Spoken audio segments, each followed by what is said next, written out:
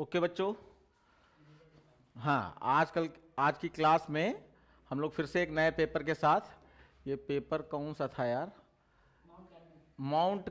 Carmel नाम का school है, उसका प्री बोर्ड का पेपर है, सेकंड प्री बोर्ड का।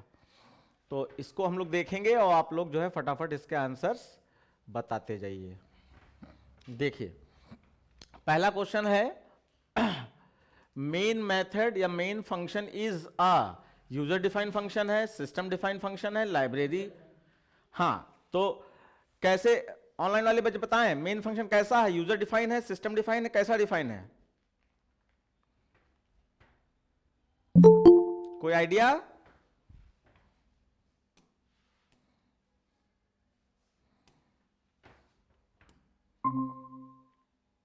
नम्रा आवाज आ रही है? Yes sir. हाँ, तो मेन फंक्शन बताओ भाई। सर नहीं पता। अच्छा ठीक है, चलो हम बताते हैं। देखो, जब भी आप पब्लिक स्टैटिक वॉइड मेन का फंक्शन बनाते हो तो उसमें आप काम करते हो या जो है कोई सिस्टम काम करता है मेन फंक्शन के अंदर? सर हम काम करते हैं। यस, हम लोग काम करते हैं, चाहे उसमें 2 नंबर का सम का प्रोग्राम बनाएं, चाहे प्राइम नंबर का प्रोग्राम बनाएं, चाहे फैक्टोरियल वैल्यू का प्रोग्राम है। तो यानी कि उस फंक्शन में क्या होना है बॉर्डमैन फंक्शन के अंदर, वो कौन डिसाइड करता है? हम लोग डिसाइड करते हैं। तो इसलिए वो कौन सा फंक्शन होना चाहिए? User defined function. राइट, वो यूजर डिफाइंड फंक्शन होना चाहिए। और प्री डिफाइंड तो आपका मैथ डॉट एसक्यूआरटी ये सब होते हैं, है ना, जो अपने आप काम कर दें। और जिसमें हम काम करवा रहे हैं, अब वो अगर बाई चांस आपके दिमाग में ये आए कि मेन फंक्शन के अंदर भी तो हम लोग एसक्यूआरटी फंक्शन यूज करते हैं, तो वो हम चाहते हैं इसलिए यूज करते हैं, वरना हम नहीं यूज करेंगे। हमारा कोई दूसरा, हम मान लीजिए स्क्वायर रूट निकालने का जरूरी थोड़ा कि एक ही तरीका हो जो एसक्यूआरटी कॉल करते हैं, हम डायरेक्ट भी कॉल कर सकते हैं, यानी मतलब कॉल नहीं कर सकते, मतलब उसका खुद का प्रोग्राम भी बना सकते हैं। तो आपका ये हो गया। फिर दूसरा, नेक्स्ट वाले का आंसर देखिए, this keyword is used to avoid the, sir option A. Option A. A, हाँ देखो, avoid the ambiguity between the local variable and instance variable. तो ये इसका आंसर सही है। और एग्जांपल मैं आपको एक बार दे दूं जिससे कि आप इस चीज को हमेशा याद रख सके। जैसे आपने यहां क्लास बनाई, क्लास एक्स वाई जेड, ये एक छोटा सा एग्जांपल है, कोई जरूरी नहीं कि बस इतना ही है। और मान लीजिए यहां एन टी एन लिया और उसके बाद आपने पैरामीटराइज कंस्ट्रक्टर बना दिया, पैरामीटराइज कंस्ट्रक्टर, और इसमें भी एन ही है। अब पैरामीटराइज कंस्ट्रक्टर का काम होता है कि यहां पे जो भी वैल्यू आई है वो इस डेटा मेंबर या इंस्टेंस वेरिएबल को प्रोवाइड कर दी जाए। तो नॉर्मली अगर ये x होता, x, तो आप लिख सकते थे n is equal to X, तो कोई दिक्कत नहीं होती।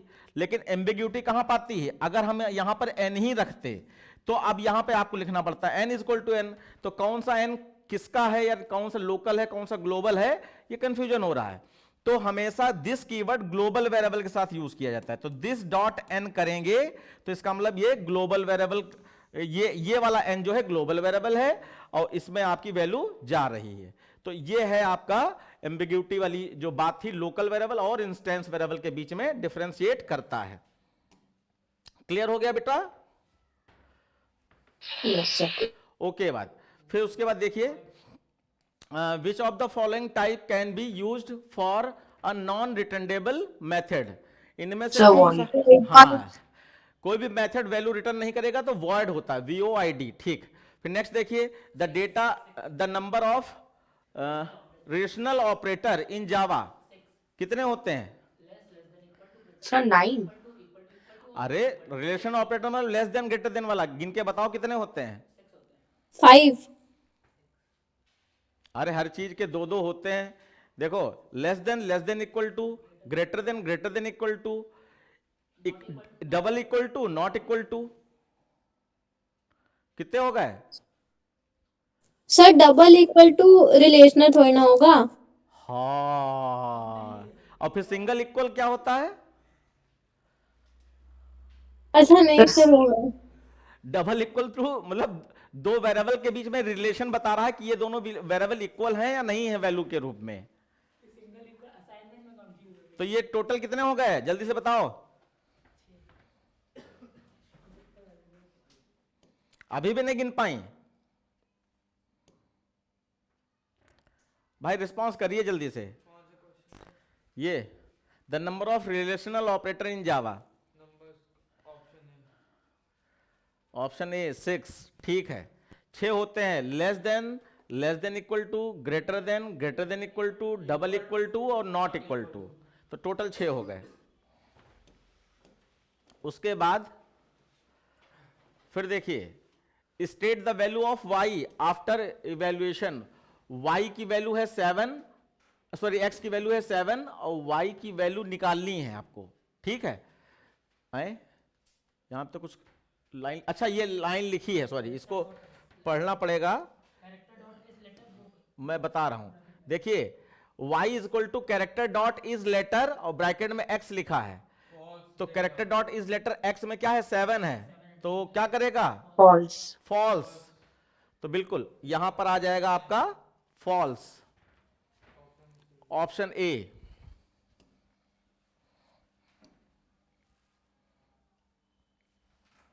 उसके बाद फिर देखिए, a variable bounded to the object itself is called. बच्चों बताओ, मतलब वो वेरिएबल जो किसी ऑब्जेक्ट से एसोसिएट करता हो, ऑब्जेक्ट से बंधा रहता हो या ऑब्जेक्ट के बिना यूज नहीं किया जा सकता।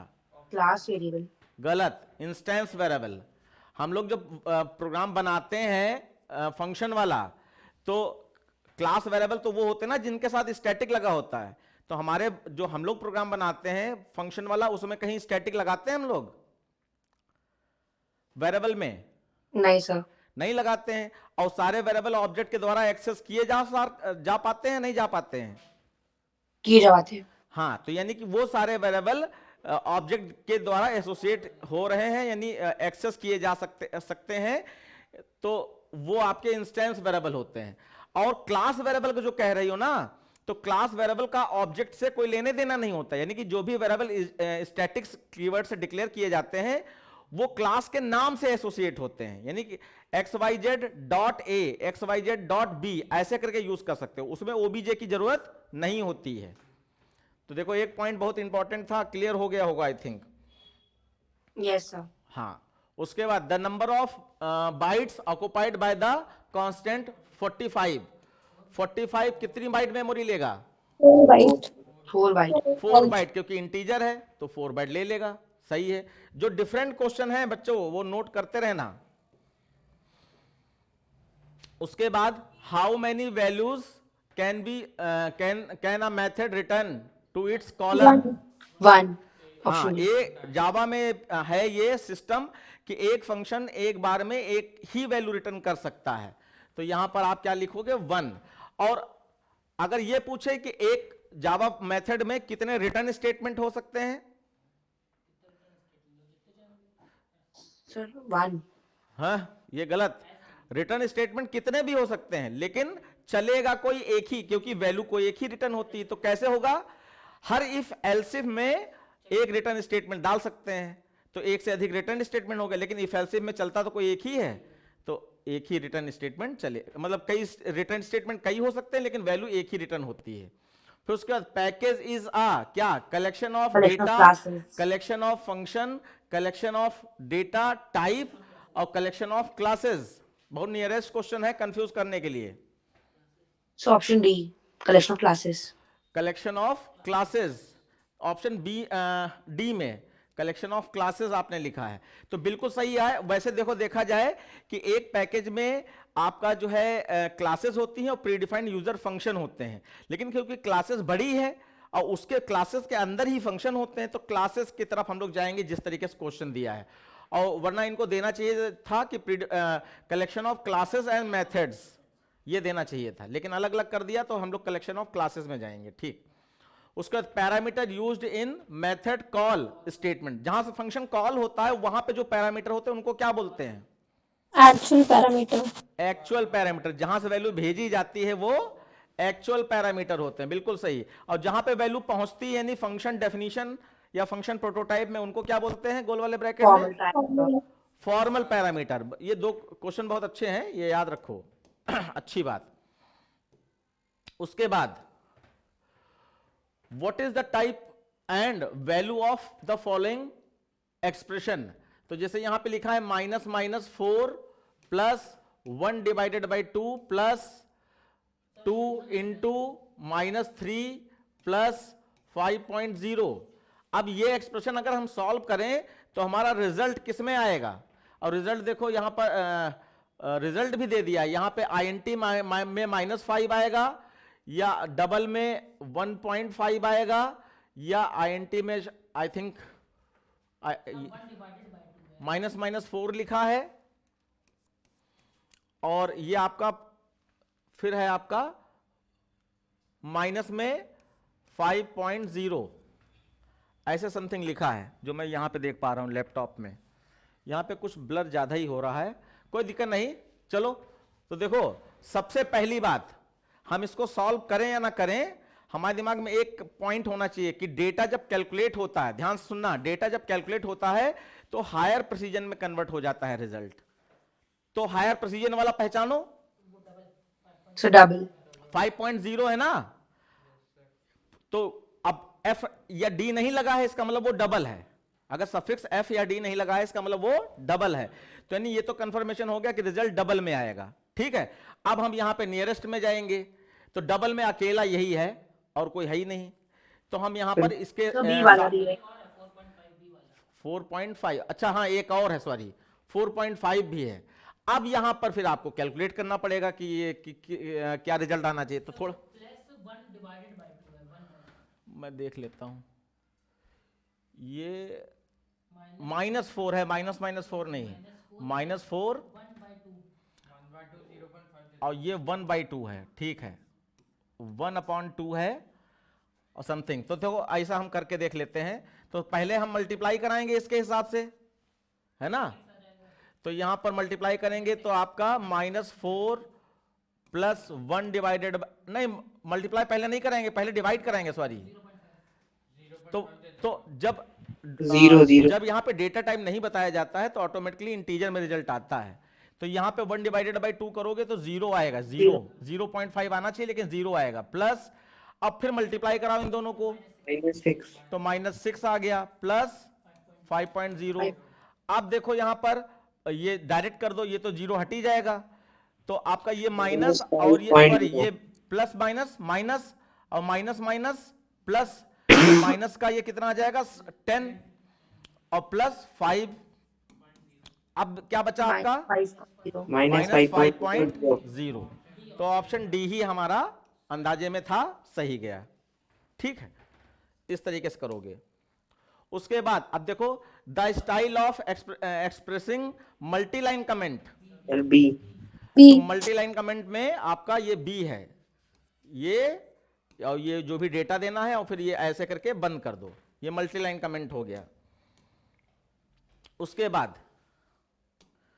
फिर देखिए द 6, मैं इधर देख लेता हूं, द सिक्स्थ, हाँ ये TH लिखा है, the 6th element in the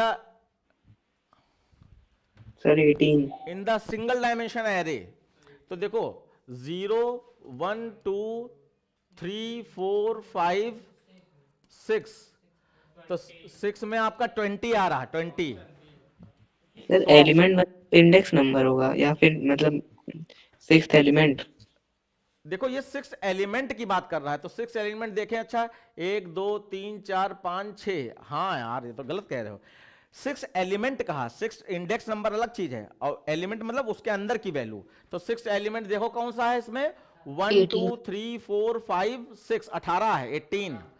तो यहां पर एलिमेंट कहा जा रहा है इसलिए 18 आएगा इसका आंसर। अगर 6 इंडेक्स नंबर पे पूछा गया तब आपका 20 आता। बहुत अच्छा पहचाना अथर्व। प्रिडिक्ट द आउटपुट, तो इसमें देखो ये लिखा है FIR, देखो ये FIR को कंपेयर टू से मैच किया गया है सर -1 FIRS। तो क्या होगा, हमने बताया था आपको, जब डिक्टो सेम लेटर्स होते हैं तो उनको सबको इग्नोर करके जिस स्ट्रिंग में ज्यादा लेटर होते हैं उनको काउंट कर लिया जाता है। तो यहां पर एक लेटर एक्स्ट्रा है तो इसको काउंट कर लेंगे, और अपोजिट साइड में जीरो मानेंगे जहां पे लेटर खत्म हो गए।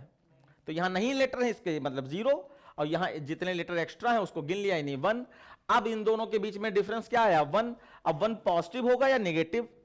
नेगेटिव। नेगेटिव होगा क्योंकि जीरो पहले है, पहले वाला अगर छोटा है तो नेगेटिव, पहले वाला बड़ा है तो पॉजिटिव।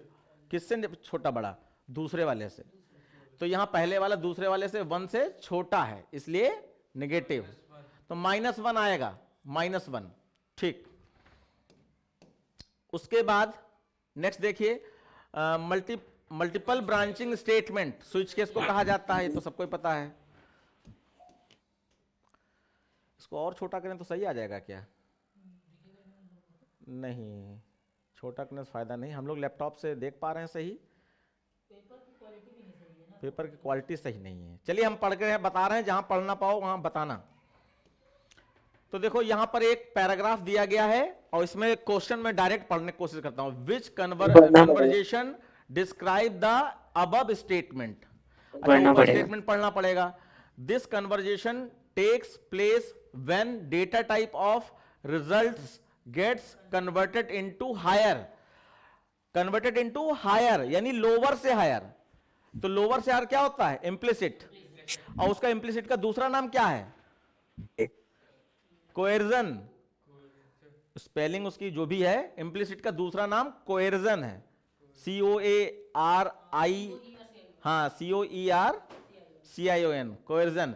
तो ये इम्प्लिसिट है, छोटे से बड़े में कन्वर्ट हो रहा है। अगर बड़े से छोटे में कन्वर्ट होता तो एक्सप्लिसिट होता है।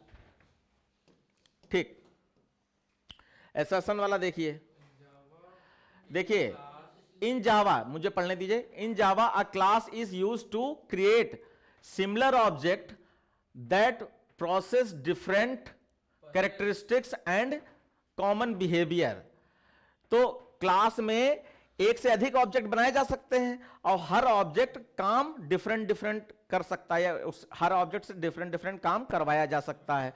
तो ये बात सही है या गलत? सही सही सही। हाँ फिर से बताओ। सही। एक क्लास में एक से अधिक ऑब्जेक्ट, सिमिलर ऑब्जेक्ट हो सकते हैं, ये तो बात सही है। और हर ऑब्जेक्ट से अलग अलग काम कराया जा सकता है, क्यों नहीं? हम OBJ1 से जो है, मान लीजिए OB1 बनाया हमने, उससे हम एडिशन वाला फंक्शन कॉल करेंगे तो वो एडिशन करके दिखाएगा। और OBJ2 से हम सब्ट्रैक्शन वाला फंक्शन कॉल करेंगे तो वो माइनस वाली वैल्यू दिखाएगा। यानी काम डिफरेंट डिफरेंट हो सकते हैं। अच्छा, समझे में आया? Yes sir. तो यानी पहली वाली बात सही है। अब दूसरी वाली बात क्या है? क्लास इज एन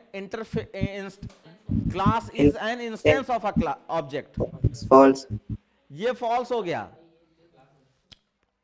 देखो डेफिनेशन ऑब्जेक्ट की एक शॉर्ट वाली डेफिनेशन क्या थी? Object is a instance of a class, और इसमें class is a instance of object कह दिया। देखो एक ध्यान रखना, क्लास ऑब्जेक्ट का पार्ट है या ऑब्जेक्ट क्लास का पार्ट है? तो इसलिए डेफिनेशन क्या है? Object is a instance of a class. तो यानी कि रीजन फॉल्स हो गया। तो रीजन फॉल्स, तो इसमें आप देखो रीजन फॉल्स किसमें है? सी वाला। हाँ, एसेशन इज ट्रू और रीजन इज फॉल्स, सी वाला ऑप्शन सही है।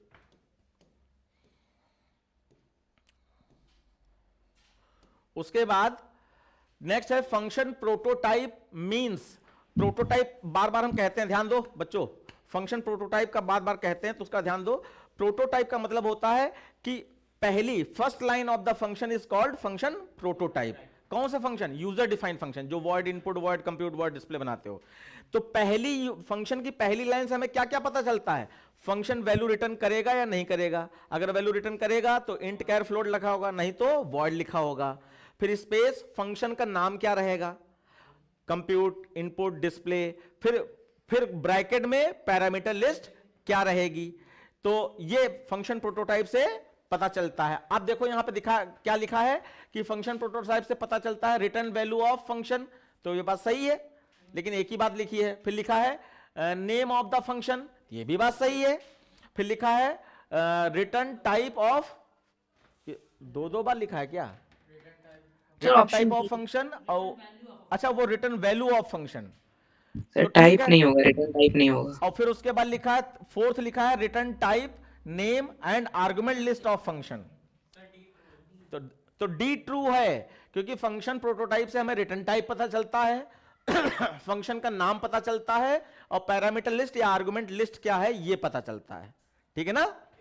तो ये अच्छा क्वेश्चन है, बेसिक। फिर which loop is exit control loop, तो कौन सा हो जाएगा?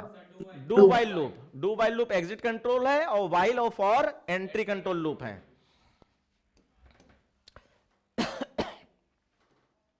फिर देखिए, default constructor requires how many parameters? No parameter. 0. 0 parameter. Default constructor में कोई पैरामीटर नहीं होते हैं। चलिए, अब ये हो गया।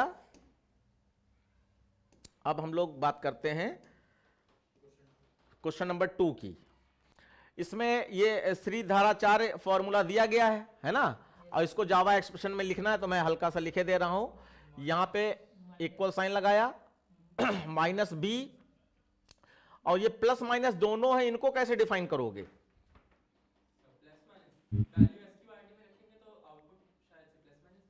नहीं, वो तो स्क्वायरिटी से पहले है ना, तो आप यहां पर ऐसे कर सकते हो, प्लस ब्रैकेट में माइनस, और फिर उसके बाद मैट डॉट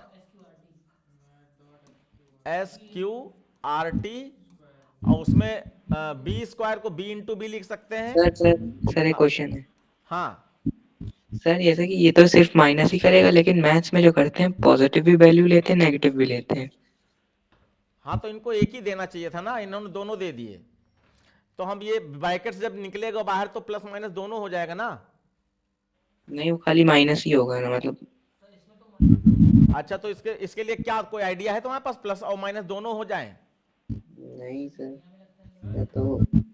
या तो 2 बार लिखें, एक बार प्लस का लिखें, एक बार माइनस का लिखें। तो वो तो एरर आ जाएगी ना, प्लस और माइनस ऐसे लगाओगे। 2 स्टेटमेंट। ना ना ना ना ना, वो अलग बात है, ये इसका सब्स्टिट्यूट हो सकता है। एक बार पूरा फॉर्मूला प्लस में लिख दो, एक बार पूरा फॉर्मूला माइनस में लिख दो, लेकिन क्योंकि यहां तो एक ही स्टेटमेंट लिखना होता है, तो यहां पे नियरेस्ट यही है कि आप दोनों को एक अलग अलग लिख दो, तो आपका क्लियरिटी आएगी, वरना यहां पर एक ही साइन होना चाहिए। समझ रहे हो? तो हम फिलहाल यहां पे प्लस माइनस दोनों ऐसे लिखे दे रहे हैं जैसे होता है, लेकिन ये बिल्कुल गलत है। और फिर डिवाइडेड बाई, अच्छा पूरे उसको ब्रैकेट में बंद करने के बाद पूरा उसको ब्रैकेट में बंद करने के बाद क्या था, मैथ MATH, ये पूरे को ब्रैकेट में बंद करने के बाद अब आप डिवाइड लगाओगे, और नीचे लिखा है 2 into A,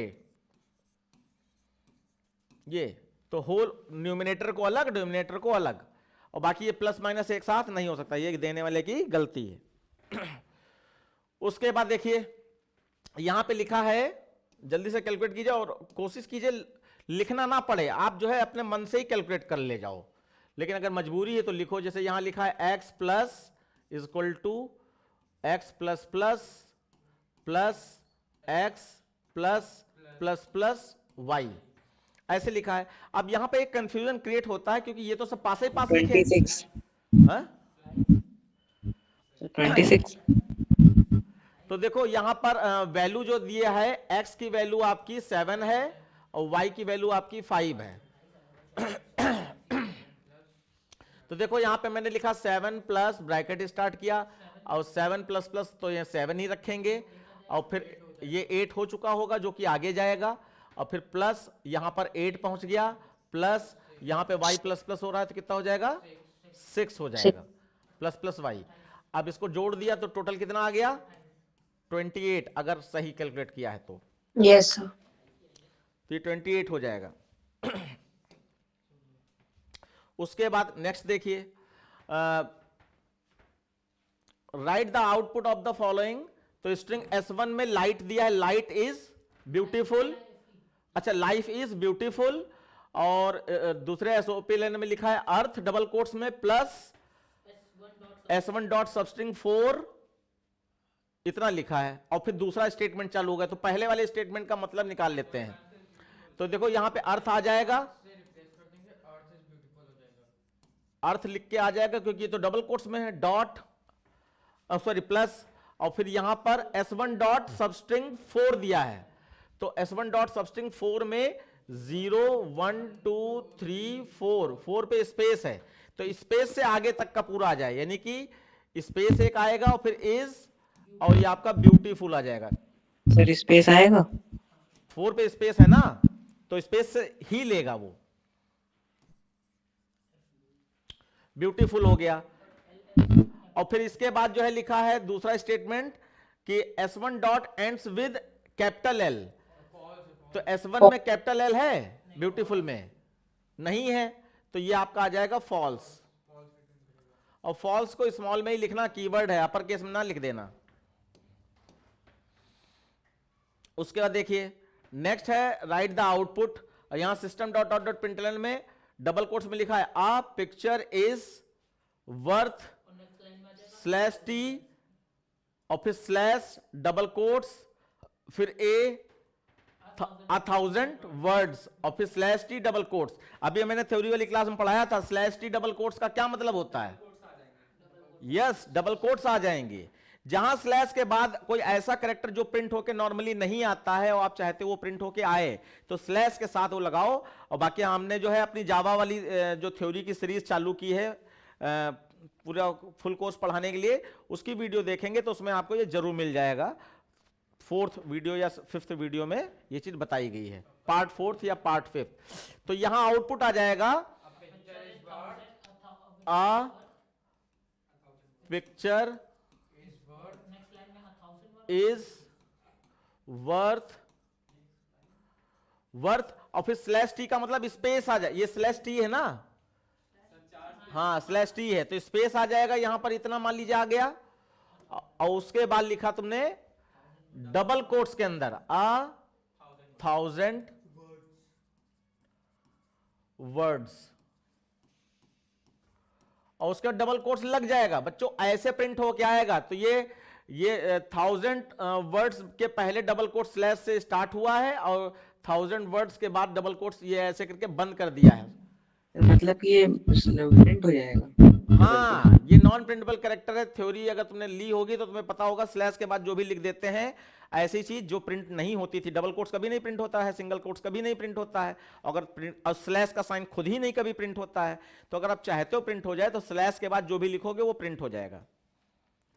ठीक है, तो पूरे मैसेज में किसी को डबल कोट्स या सिंगल कोट्स लगाना है तो उस मैसेज उस पार्ट के पहले स्लैश डबल कोट्स और पार्ट के बाद में स्लैश डबल कोट्स लिखोगे तो स्लैश तो प्रिंट नहीं होगा, डबल कोट्स प्रिंट हो जाएगा। स्लैश के बाद जो भी लिखा होगा वो प्रिंट हो जाता है। उसके बाद हम लोग कहां पहुंच गए, ये give the output how many times loop will be executed.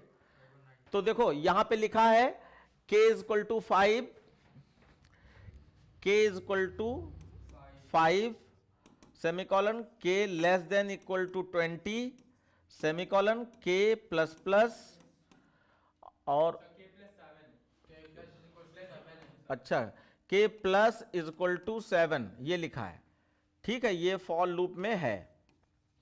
और उसके बाद इफ कंडीशन लगी है k mod 6 is equal to 0 then continue हो जाए। और उसके बाद कंटिन्यू के बाद लिखा है SOPLN K। तो यहां पे बच्चों बहुत ही गौर से समझने वाली बात है और इसको समझना जरूर ध्यान से। क्या कुछ कंडीशंस आपको समझनी, ये गलत करके आओगे। पहली कंडीशन ये है कि लूप के लाइन चेंज करके कुछ नहीं लिखा गया, लूप के आगे लिख दिया गया।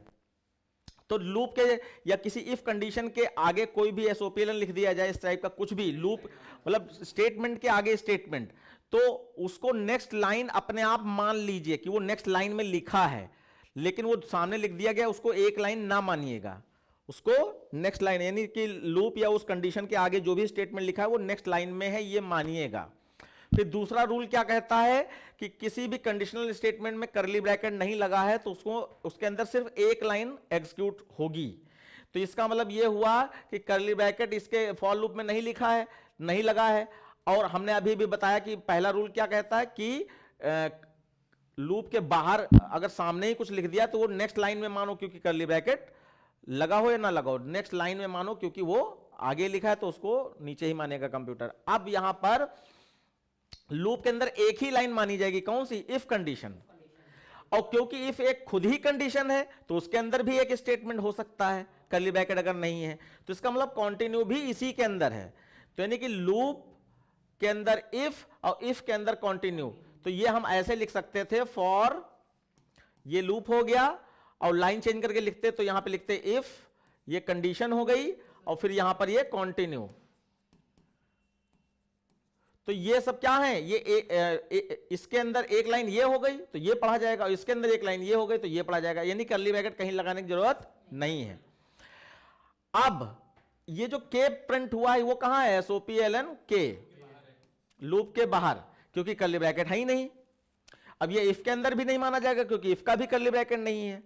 तो ये लूप चलाओ, और लूप से जब बाहर आओगे तब, तो देखो ये कहां से चल रहा है? 5 से चल रहा है, और कहां तक चला? 20 तक चलना है, और बीच में इंक्रीमेंट कितने का है? 7 का।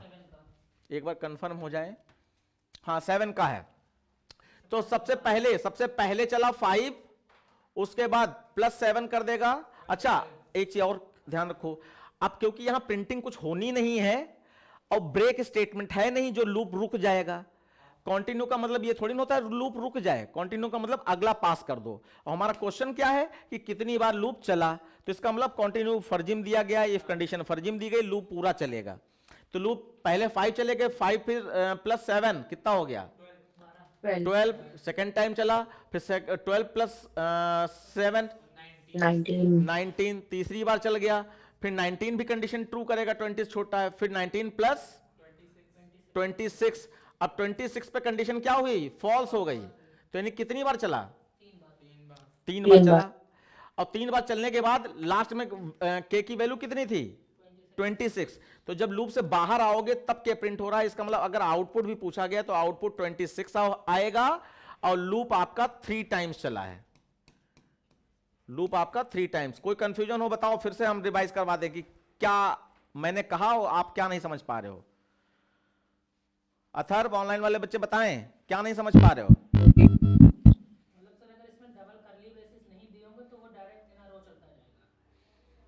हाँ देखो वो रूल है ना कि कर्ली ब्रैकेट नहीं है तो एक लाइन मानेगा। अब फॉर की मजबूरी है कि एक लाइन माने तो इफ में आ जाएगा, और इफ खुद ही एक कंडीशन तो उसकी भी मजबूरी है कि कर्ली ब्रैकेट ना हो तो एक लाइन माने तो ये कंटिन्यू में आ जाएगा। लेकिन कंटिन्यू का मतलब सिर्फ ये था कि कंडीशन को फॉर के अपडेशन पार्ट में फिर से भेज दे, तो नहीं लूप तो रुका ही नहीं, चाहे कंटिन्यू मिले चाहे ना मिले। तो ये अच्छा एग्जांपल है। तो इसमें क्या क्या पूछा गया था? आउटपुट भी पूछा गया, तो आउटपुट 26 आ गया। जहां कंडीशन फॉल्स होगी तब आपका के प्रिंट होगा ना, तो कंडीशन फॉल्स 26 पे हुई है, और कितनी बार चला? तो आपका 19 तक चला, इसलिए 3 टाइम्स चला है। ओके, उसके बाद देखिए, what is the purpose and data type returned by the following library method. तो पर्पस में बताओगे, जैसे इज वाइट स्पेस है, इज वाइट स्पेस। बेटा आपकी आवाज आ नहीं रही है, प्रयास ना कीजिए। बच्चे म्यूट करिए। हाँ तो देखिए यहां पे इज वाइट स्पेस, पर्पस क्या है? To check a white a character is a white space और not. To check a character is a white space और नॉट। अब व्हाइट स्पेस का मतलब जानते हो क्या होता है? Blank space. जो हम लोग दो वर्ड्स के बीच में एक स्पेस देते हैं उसको व्हाइट स्पेस कंप्यूटर लैंग्वेज में कहा जाता है। तो ये तो इसका पर्पस हो गया। और दूसरा रिटर्न क्या करता है? तो जितने भी कैरेक्टर के इज वाले फंक्शन है सब क्या रिटर्न करते हैं? बूलियन रिजल्ट रिटर्न करते हैं। हाँ तो ये बूलियन रिजल्ट रिटर्न करेगा, और आपका जो है ये किसी भी कैरेक्टर को चेक करता है कि वो स्पेस है या नहीं है। आप व्हाइट स्पेस नहीं कहना चाहते तो स्पेस कह दो। फिर दूसरा फंक्शन देखो, कंपेयर टू इग्नोर केस। ये दो स्ट्रिंग्स में लेस देन, ग्रेटर देन और equal to, not equal to, sorry less, छोटा बड़ा बराबर सब चेक करता है दो स्ट्रिंग्स के बीच में। एंड इंटीजर वैल्यू रिटर्न करता है, क्योंकि दो कैरेक्टर के बीच का आस्काई कोड रिटर्न करता है ना, डिफरेंस, आस्काई कोड का डिफरेंस। जैसे राम और राज में, राम में M है और राज में जे है, तो एम जे के बीच का डिफरेंस 3 है। जे नहीं 3 नहीं, क्या था, जो भी जे के बाद देखो, आई जे के एल एम, हाँ 3 है, आई जे, हाँ आई जे, जे के बाद के एल एम 3 है, तो आपका राम और राज में पॉजिटिव 3 देगा क्योंकि एम पहले है ना। तो इंटीजर वैल्यू रिटर्न करेगा, इंटीजर वैल्यू रिटर्न करेगा और आपका जो है दो स्ट्रिंग को कंपेयर करता है, ये इसका पर्पस है। उसके बाद देखिए रीराइट द फॉलोइंग, तो इसमें आपका इफ कंडीशन में चीजें दी गई, इसको मैं रीराइट करे दे रहा हूं, इसमें कुछ सोचना ही नहीं होता, बस अच्छा इसको क्या कहा, टर्नरी ऑपरेटर से करो। Rewrite the following program segment using logical, logical operator का मतलब एंड और या नॉट, है ना 3। तो देखो इफ के बाद में इफ लिखी है, इसका मतलब इफ के अंदर इफ है वो, और इफ के अंदर इफ कभी भी है तो उसको एंड या और से लिखा जा सकता है, लेकिन एंड से यहां पे लिखो क्योंकि उसके जस्ट अंदर है। पहली कंडीशन ट्रू होगी तभी दूसरी कंडीशन चेक होगी।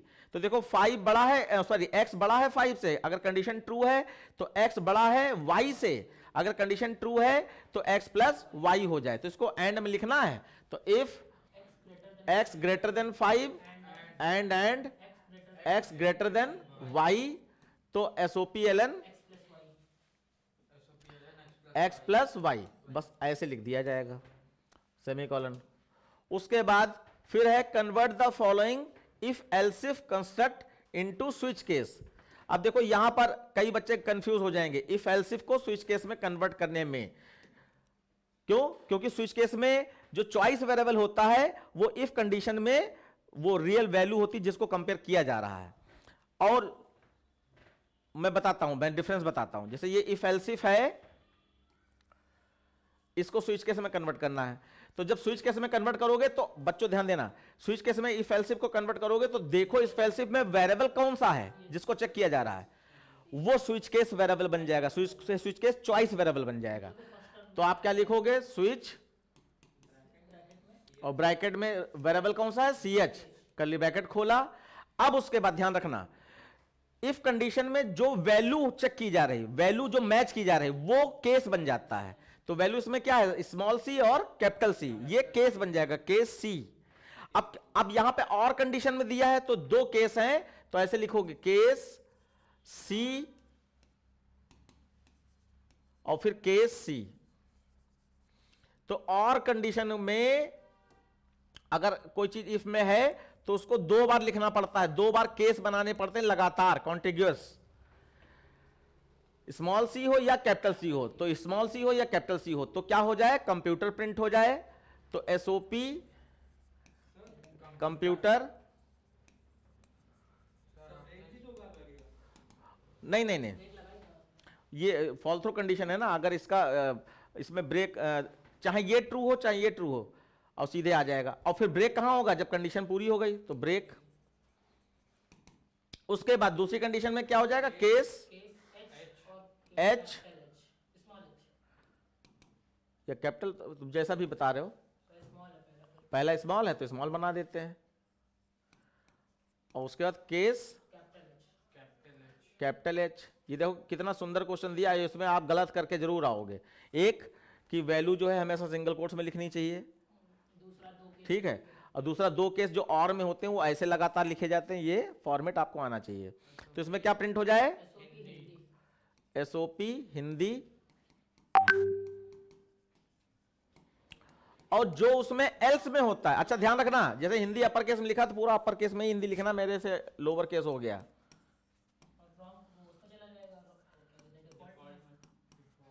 और जो इफ एल्स में एल्स में होता है वो डिफॉल्ट में चला जाता है। तो इसका ब्रेक हो जाएगा, पहले ब्रेक फिर अब डिफॉल्ट हो जाएगा, डिफॉल्ट। उसमें क्या लिख दोगे, फिजिकल एजुकेशन।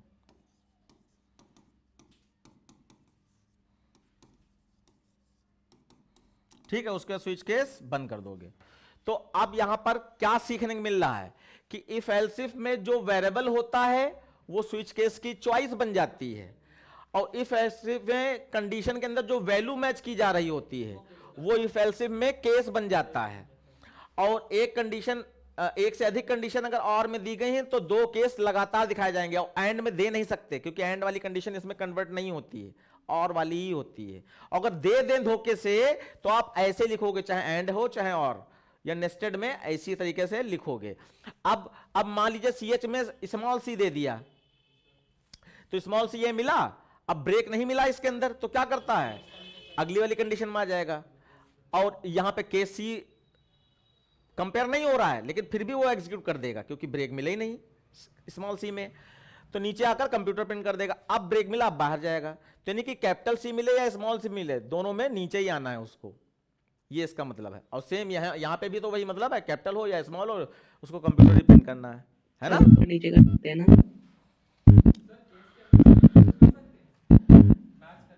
ये मैंने बताया है आप लोगों को, केस के अंदर स्ट्रिंग यूज की जा सकती है। केस में चॉइस वेरिएबल कितने तरीके होते हैं, इंट हो सकता है, कैरेक्टर हो सकता है और स्ट्रिंग, 3 टाइप के वेरिएबल हो सकते हैं। यानी यहां पर केस राम, केस सीता, इस तरीके से डबल कोट्स में लिख सकते हैं। तो चॉइस वेरिएबल 3 तरीके का हो सकता है, ये भी बात पॉइंट वाली है, याद रखने वाली है। उसके बाद कहां क्या है, गिव द आउटपुट। मैट.पावर में 36.0.5 दिया है, 36 का 0.5 दिया है। मैट.पावर विथ कितना आ जाएगा, 6 आ जाएगा। और फिर मैट.cbrt में 125 का cbrt क्या आएगा, 5.0, तो यहां 5.0 जोड़ दो तो कितना आ जाएगा, 11.0। ये इसका फाइनल आउटपुट आ जाएगा। उसके बाद रीराइट द फॉलोइंग, अच्छा और भी है, हाँ ठीक है। मैट.सील में 4.2 दिया गया है, तो सील में 4.2 क्या करेगा, 5.0 कर देगा प्लस, और मैट.फ्लोर में 7.9 क्या करेगा, 9.0, 7.0 नो चेंज, 7 5 12 12.0 आ जाएगा। उसके बाद rewrite the following using ternary operator. अब टर्नरी ऑपरेटर में देखो क्या ध्यान दोगे, खाली टर्नरी ऑपरेटर का सिंटैक्स याद होना चाहिए जो हमने पढ़ाया है। सबसे पहले उसमें क्या होता है, रिजल्ट वेरिएबल। अगर रिजल्ट वेरिएबल नहीं है तो वो एसओपीएल में लिखा होगा, पक्की बात, तो नहीं पहले एसओपीएल में लिखना पड़ेगा। तो इसमें ढूंढो रिजल्ट वेरिएबल कौन सा है, आर है। तो यहां पर आर इज इक्वल टू, फिर condition n1 greater than n2, फिर क्वेश्चन मार्क, और सिर्फ वैल्यू लिखनी है, true colon sign false semicolon, ठीक है, बस हो गया। तो बहुत कम समय लगता है ये सब सॉल्व करने में या बताने में या दिखाने में। तो इस तरीके से आपका ये कंप्लीट हो गया है पेपर। ये अथर भाई तुमने आज पूरी वीडियो का नाश मार दिया है, माइक ओपन कर करके, और खुड़ुर फुड़ुर सब रिकॉर्ड हो गया होगा इसमें। चलिए ठीक है, ये सेक्शन ए हो गया है। सेक्शन बी जो है अगली क्लास में हम लोग सॉल्व करेंगे, और इसी तरीके से हम लोग काम करते हैं, ठीक है। और इसके बाद अभी जो लोग बच्चे बैठे हैं वो थ्योरी जावा वाले क्लास करेंगे, और जाना नहीं है। बाकी जो है अभी मैं मैसेज डाल दे रहा हूं कि वो भी ज्वाइन करें क्लास थ्योरी वाली।